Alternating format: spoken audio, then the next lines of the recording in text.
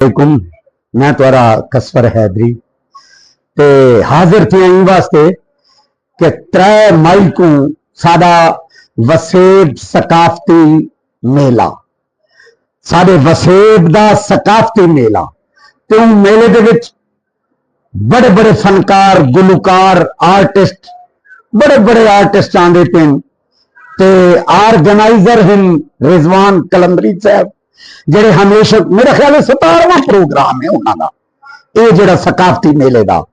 तो यार मैं भी आमनी तो तुसा भी होवे, याद रखा है वसेब ثقافتی मेला 3 मई, क्या थे 3 मई, जी हाँ 3 मई बरोज हफ्ता ते किथा टी हाउस आर्ट काउंसिल दे नाल टी हाउस यार जिथे सारे प्रोग्राम थे तो उठाई तो सामने।